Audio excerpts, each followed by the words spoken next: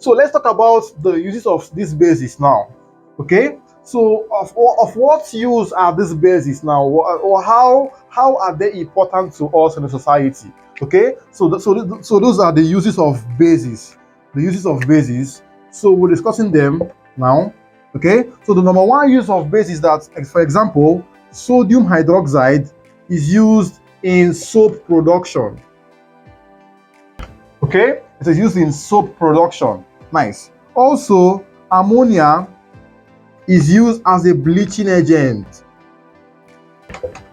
As a bleaching agent. Okay, nice. Also, calcium hydroxide, okay, is used in making mortar and cement.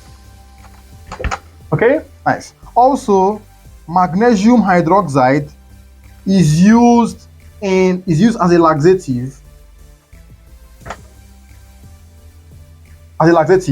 Also, potassium hydroxide is used in electroplating. That's in electrolysis.